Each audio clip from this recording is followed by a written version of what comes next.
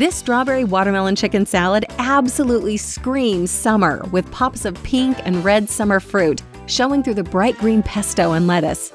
And it looks as good as it tastes. When the weather is warm and you're trying to avoid heating up the kitchen, this salad makes mealtime a breeze. Loads of basil, fresh watermelon, and strawberries make the perfect summer afternoon recipe. The secret to any salad is having contrasting and complementary flavors. When you have two contrasting flavors, each helps bring out the other.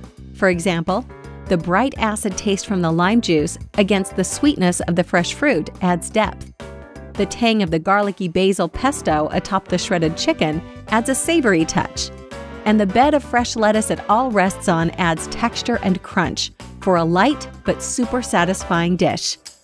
Whether you prepare this salad as a starter for a dinner party, a light lunch, or just as a treat for yourself at home, you'll be glad you did.